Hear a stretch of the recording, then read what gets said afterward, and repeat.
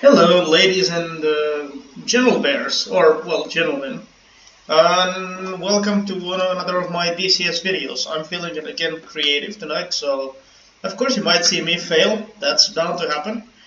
I'm here in the L-39C Albatross, which is a, well, Czech-made jet trainer, former Czechoslovakian.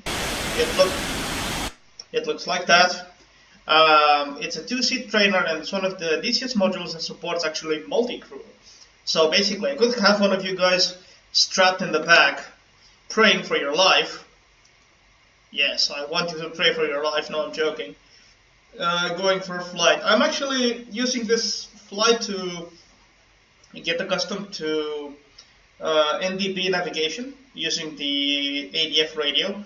So it's not a precision instrument. It's something quite rudimentary, but what I'm using is basically the radiomagnetic indicator to show me the direction to several stations that I have already in my flight route. I'm actually going to publish my flight route. It's in the video description. We're actually flying from Batumi, but I've already done the takeoff and everything. And we're going to fly to Sochi, which is further along the coast, but I'm not using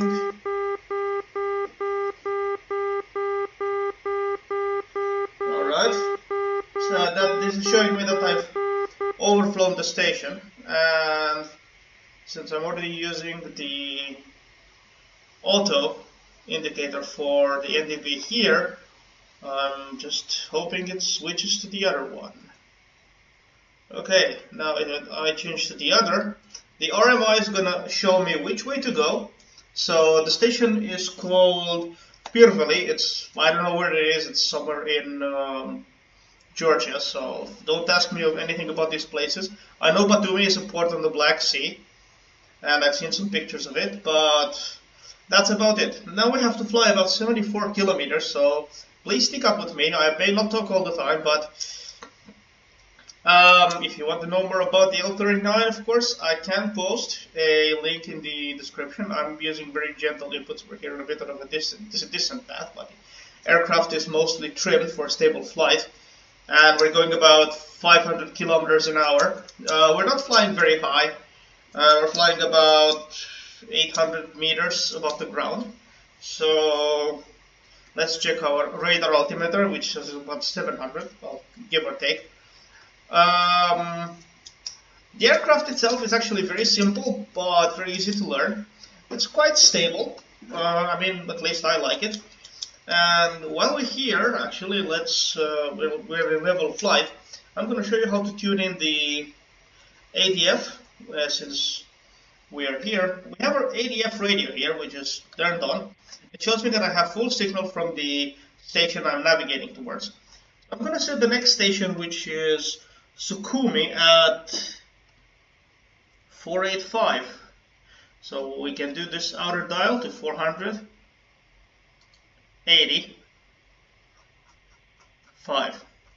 Once we overfly the Pirveli NDB, we're going to switch to the other one. This NDB in Sukhumi is an airport NDB. And I don't need this anymore. The control position. So it's basically one of the outer markers for the runway, I think. I would have to pop up the map again, but I don't really want to. And yeah, here we are. We're basically almost on course to the station. So basically it has to be straight ahead for us to fly towards it. Now, if the station were to the left, of course, or to the right, let's say it be at 090 or 270, the RMI indicator would actually show us that. This is pretty interesting because these stations are operating on a kilohertz frequency range, so not megahertz, but they're pretty usable. They do have some limitations, like they require line of sight, but to our basically radio transceivers, but they do work. This plane also comes with an RSBN navigation system, which I'm not using at this point because none of these airfields actually has an RSBN station, so I'm simply just using the NDBs to navigate from point A to point B. Prior to this, I already actually planned my trip, so I already know that from my next way station I have to go about 116 kilometers on a heading above about 298, and probably I'll try to do a visual approach to Sochi, even though I've never really been to that airbase. These are all military airbases or civilian airfields. We will also find the Tbilisi airport on this map. It's somewhere on 2 hours east of here. This is basically most of Georgia and parts of Russia, so it's a fairly accurate map. And the distances are real, so yeah, I'm gonna be here flying quite a while, but I'm happy you're along for the flight.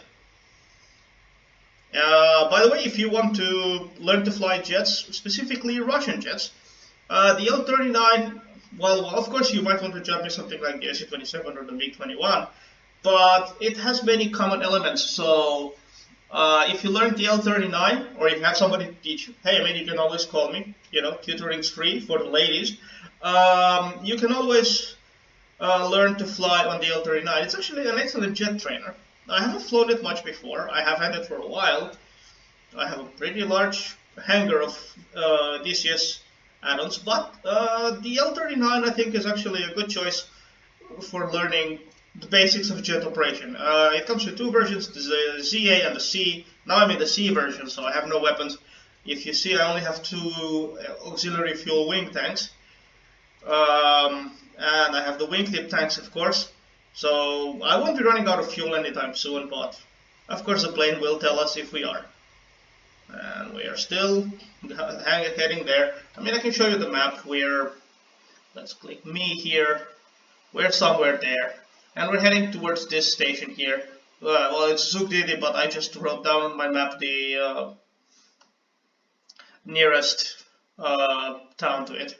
And let's see, do we have anything at, well, apparently we have at Sukhumi, we already dialed in the station.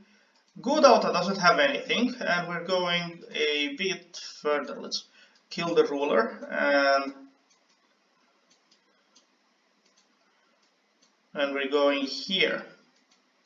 Well, this won't let me click it. It has only an ILS frequency, so from here I have to check basically to fly about, well, quite a bit. From here I have to fly about, let's see, 116 kilometers, yeah, exactly as I thought. So we're here back in the cockpit. Let's correct the course a bit. We can fly on an outbound course. We'll fly to Sukhumi, and then from there we'll just turn to 298. Well, whoops, wrong way. Well, we're gonna turn to 298 and try to follow the coast, mostly. We will see the town. It's pretty. Sochi is a pretty big resort on the Black Sea, so it's a pretty big city also. And the plane just settles down on the trim setting I had for it. It's actually, as you can see, it flies. It doesn't have an autopilot, so this is all manual. But with careful trimming, you can actually make it fly pretty well. It won't really need you to just babysit it. So we're approaching the station. Let's see, if we check the map, it's at the base of the foothills, so alright, let's try to go up a bit. We were descending. I don't want to descend, I just wanted to fly a bit level here. I'm using very gentle stick inputs. The plane is mostly flying itself. I'm just making course corrections or pitch adjustments if needed. Otherwise, it's pretty okay. So as I said, we're flying about 800 meters above altitude, barometric altitude, and radio altitude about 700-ish. Speed is pretty constant. It's about 400 and actually, yeah, it's about 450. We're not even doing 500 here. This thing can actually do about 800 is a safe speed for it, but I'm simply not flying that fast. There's no hurry, so we'll be there eventually. Let's see the station. Oh, we missed the station. We must be getting closer. The needle's getting a bit more sensitive.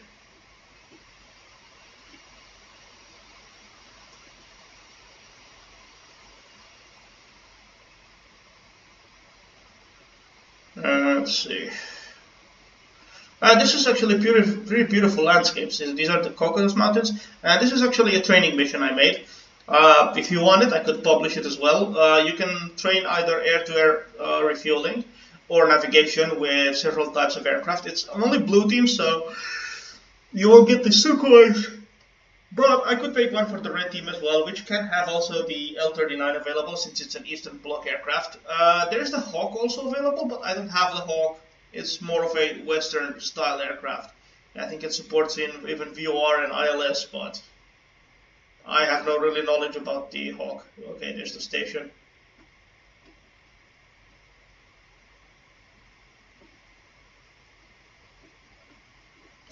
And we've just overflown it. And let's switch to the Otter station, which our NDB radio can't find yet. Perhaps I haven't tuned it right. Let's actually turn in the general direction of the coast, and we'll find it eventually, since we've overflown this one already. We're turning about, let's fly about 330, should be, let's stay clear of the mountains. Either 489, it should be it might be 489. I didn't write the frequency right here. Let's fly about 300 degrees. Apologies for that, my handwriting is pretty bad sometimes. Let's set this to 9. And there we go, station identified. It was a 489 kilohertz, sorry. And let's turn that way. This aircraft has no capabilities for VOR. There is a VOR station, I think, at Sochi. Since it doesn't have, I'll have to fly visually for about 800 kilometers on a heading of about 298. So this station is quite far away. Sukhumi is actually not that far away, but. And let's see. Let's set the course here already, just to be sure, to 298 degrees. Just to be sure. Let's check our instrument here. You can see how this is pretty standard Eastern cockpit. So, and out there we have no other way of identifying where we're going because we're climbing a bit. Let's see. Don't we actually have anything here that we can actually use to help ourselves, to make our life a bit easier? Now let's unlock this from my position because I don't really need to see myself all the time. Yeah, this has no NDB, so we'll have to do a visual approach. I guess we'll have to take this river or this road, coastal road, as a reference after we get to Sukhumi and just follow the coastline. That will be probably the best way to get to it. It's a bit of a VFR, but visual flight rules. So.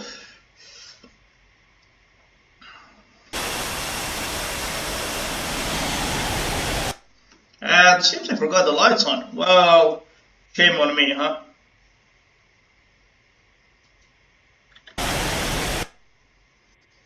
I'm consuming their battery, good battery power that the taxpayers are, well, they're not. This is a virtual aircraft after all, so. Yes, you might think I'm boring. I'm not going to show you any combat anytime soon. I'm not that good yet. I'm simply training now, so.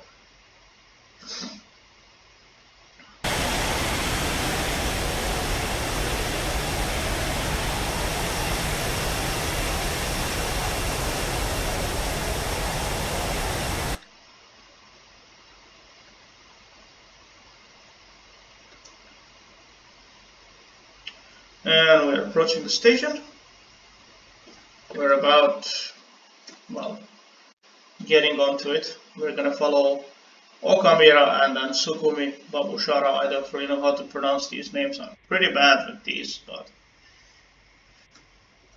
And there's a coastal road that basically goes all around the Black Sea, at least on this side of the Black Sea. So we're gonna use that, and we would have this map on our kneeboard. We would know that there's pretty much lowlands around, and there's a river at Sochi that goes out into the ocean. So, or no, yeah, that's a small river. So it should be pretty easy to spot in our VFR flight. So I'm not really that concerned that we won't make it there. Now this plane is very interesting because it actually loves flying. Once it settles flying, it's pretty hard to get down. It has this, let's say, personality works. It simply likes being in the air. I don't know what to make of it. I mean, I've flown the Hawk on FSX before, but this is way more degree of fidelity to the actual aircraft, so I cannot say. Now the Black Sea is quite beautiful here. I haven't been to this side. I mean, I've been to the western side of the Black Sea, but this is quite nice. I heard the climate's actually pretty temperate around here.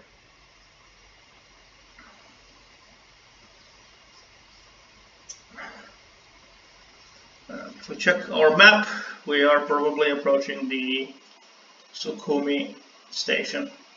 At least the airfield. It's on this tiny peninsula up ahead. We see here to the left of my HUD. Actually, this is not really a HUD. It's more of a gun sight. It's located here behind the switch. I just haven't turned it on. This plane can carry some weapons, but free-fall bombs, rockets, and I think some. I don't know if it can carry gun pods.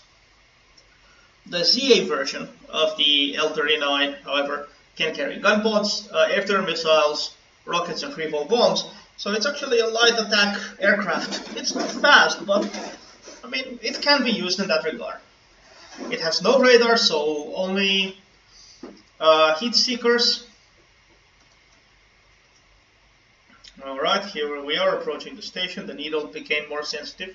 We're going to overfly it and try to continue on 298, as I said, and that's about it. This is that small peninsula. As you can see, I'm passing it now. There's a river. We're going to just fly over it, a small stream. And there you go, the beautiful Caucasus Mountains.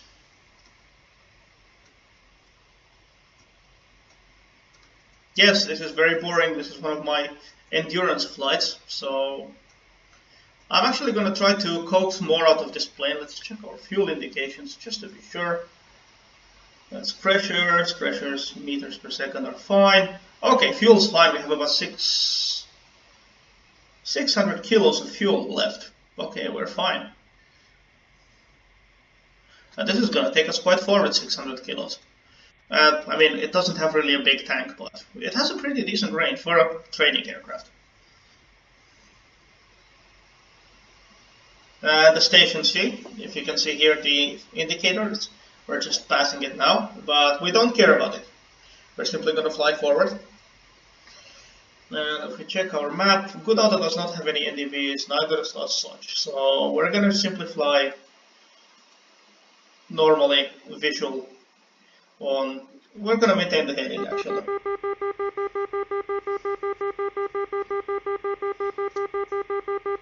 And we're going to set our course to about there. And we're going to turn to fly on that heading towards Sochi. And I'm going to keep an eye on the coastline.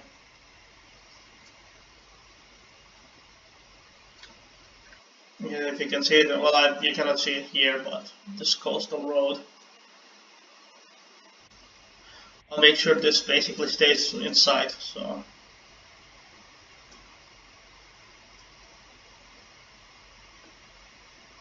Let's try to follow the coast anyway. Probably it's going to be much easier for me.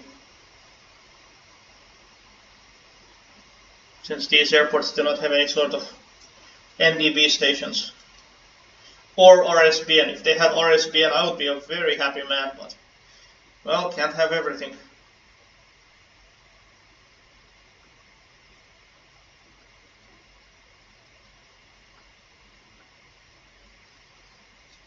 And there we are, flying along the coastline of the Black Sea. I'm just simply following the towns, and I can see the road here to our right, so that's actually a good reference to follow. And since I do have a map, so we're gonna pass this tip here out of Sukhumi, and then Gudauta, and then from Gudauta we can actually keep a 298, and we're going to fly over some high terrain towards Sochi. And let's see, Sochi did have an ILS. It has runway 24-6 and runway 06 has an ILS, so we're going to come from southwest to northeast for landing, since that is usually the active runway.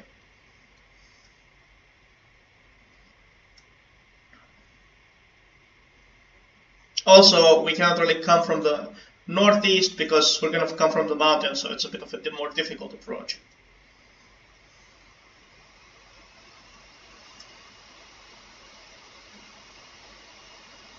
This is the town of Sukhumi, just beneath us. Pretty nice, huh? Looks pretty inviting. Well, yeah, well, if the cold keeps going on here, I'm probably just, pack my shit and go to Georgia. No, not really, actually, but the winters are a lot milder there. Actually, I think it was subtropical climate. Okay, here we are. Station is somewhere behind us on a heading of 190, but we don't really care much about that. We're simply trying to follow the coast at this point. Gudauta is just ahead. There's not an inlet, an outlet, I guess, if it's the right word. That points out into the ocean, into the sea, so it's this one here, the furthermost, closest small peninsula. Then we're going to fly another, and then we'll have Sochi on our right as we turn in. So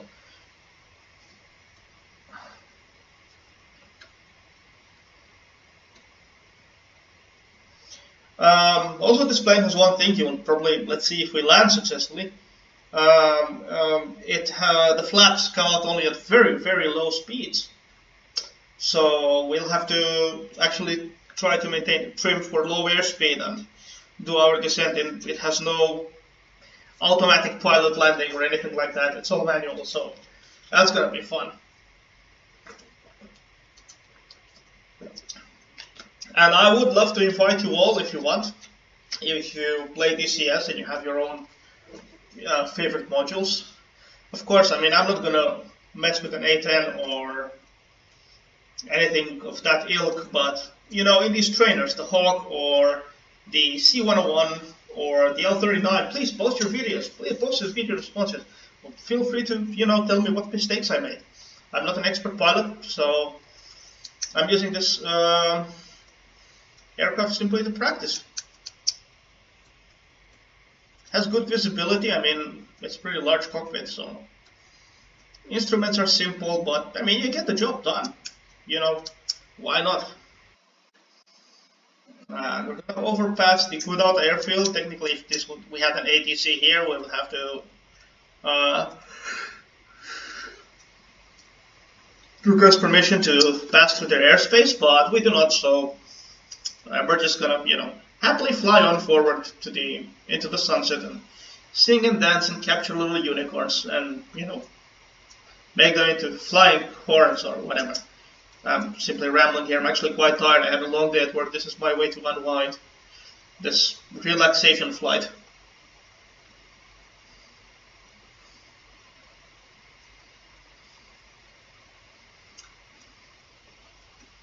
Now, I have tried this plane also on the Nevada map earlier. It's not bad, but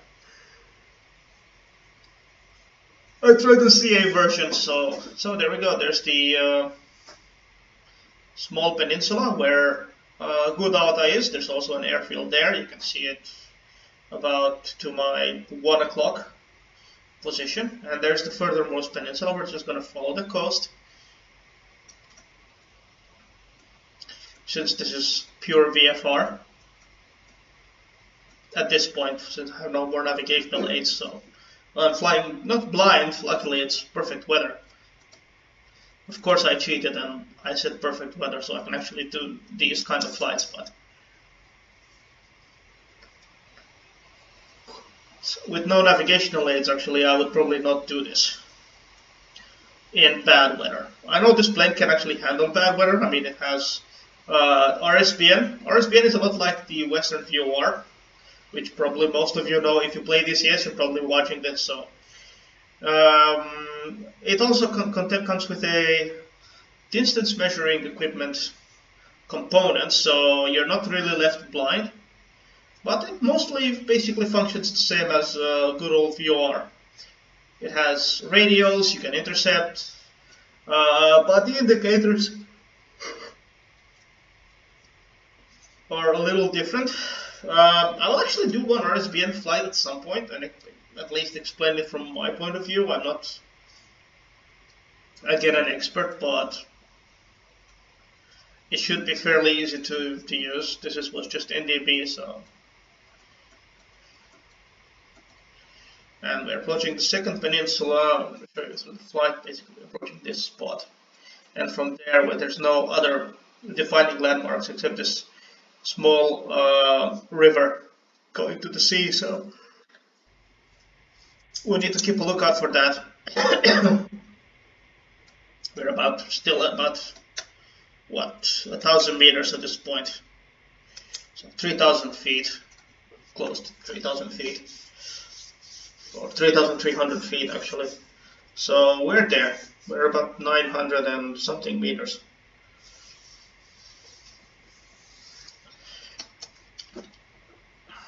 I haven't really respected my flight plan, but I just feel following the coast is a lot easier than not following the coast.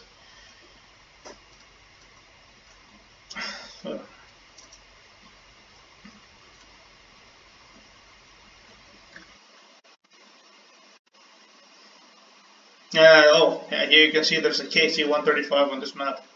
Mother cow. He's gonna top you up if you have an air-to-air refuel capable aircraft like an A-10 or an F-15. He cannot do SU-27s or SU-33s or Mirages because they need a basket, but you can do most American. Well, the only two American combat planes that are actually available, so.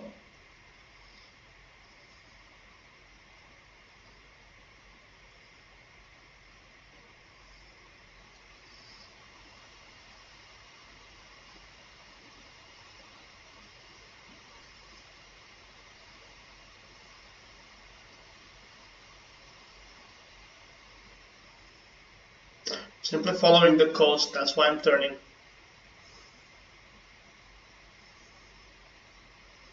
Trying to keep an eye out for landmarks.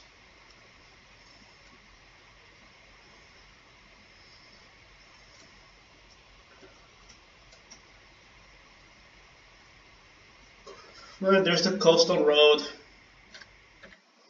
We just passed that town there, whatever it's called.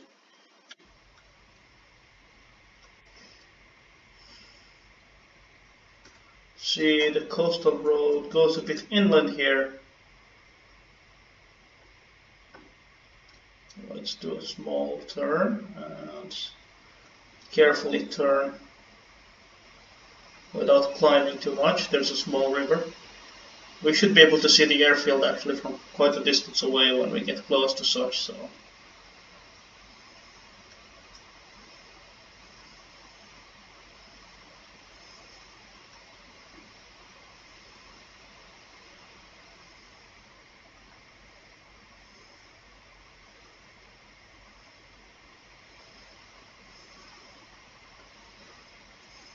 I'm flying at about 70, almost 70% power. I'm using actually trim to maintain the airspeed. Alright, we're gonna cross the border into Russia soon, I think. Yeah, that's the border. This red line here is the border. This is already Russia. So we're going basically from Georgia to Russia.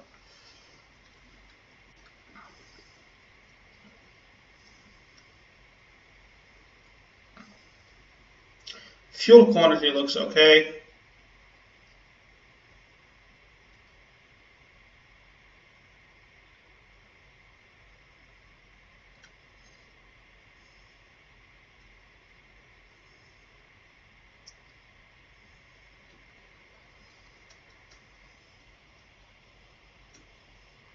By the way, this black and gray color scheme you see on the aircraft, it's a default one.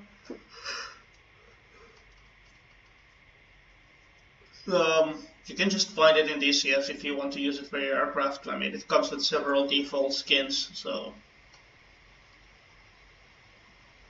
simply following the coastal road, just turning, trying to maintain altitude, about 1,000 meters. The mountains are not that high here, but I'm not going to try to climb over them, there's no point.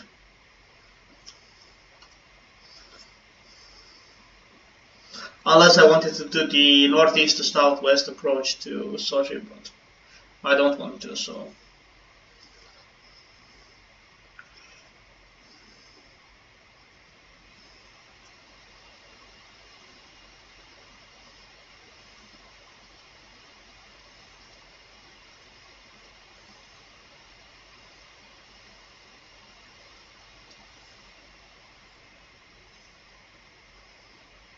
We're not going to start our descent anytime soon, we're just going to try to stay level here.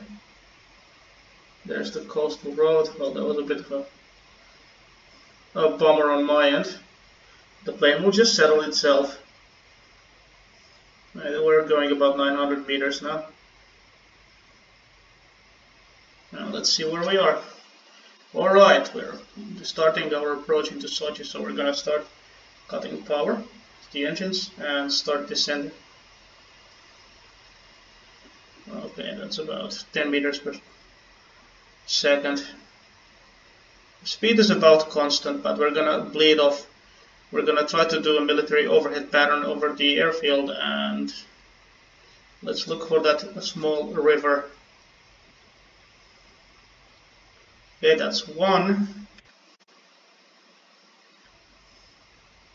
Yeah, the airfield is ahead. Okay. Okay, let's keep a shallow descent and low power.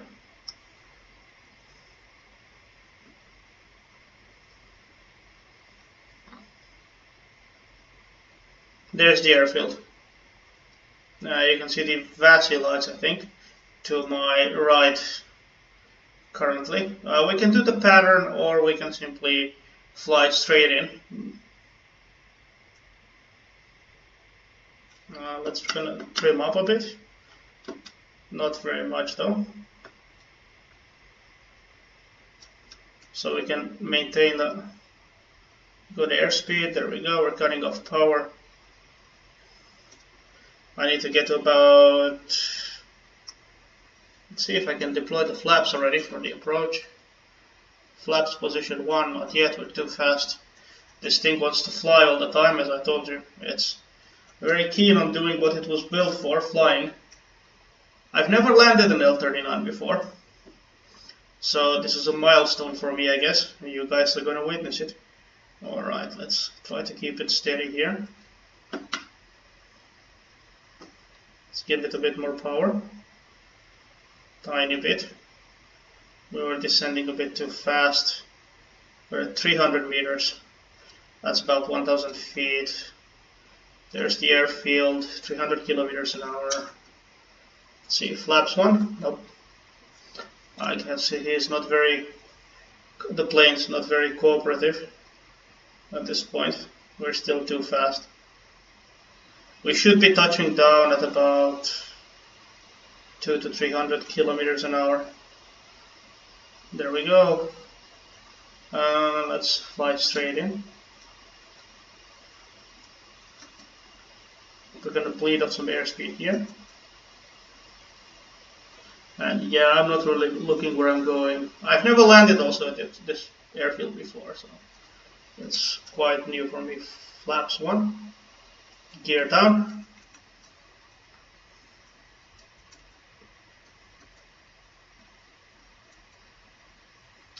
This plane actually has a pretty good feature. If you're going a bit too fast, the flaps will automatically retract. What's with that? But I think it's a good feature. Let's keep an eye on our flaps level also, just in case. Let's not descend too fast. We're not really aligned with the runway. We're not going exactly 060, but this is not my best approach. Let's give it a bit more power,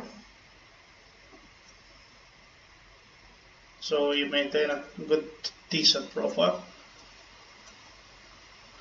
The runway is just up ahead. Let's not. Yes, I'm at 100 meters, I know. Flaps full. And there's a building just before the runway where you need to avoid that one.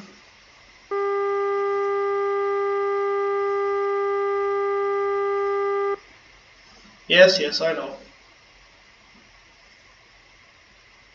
The visibility is not actually as good as I thought it would be on this. MiG-21 has horrible frontal visibility on landing, by the way, especially when you flare it.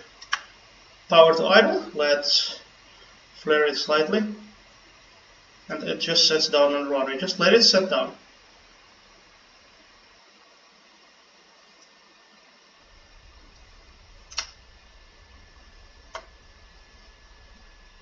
And hey, here we are at Sochi. Not the most precise landing, but let's start playing with the brakes. We're gonna go to the parking area, so. And well, hey, thank you for sticking me with the flight. If you did stick with me, if you didn't, well, you didn't. Not the end of the world. Now let's go where those vehicles are. Let's see, yeah, we're at Sochi, and we're gonna.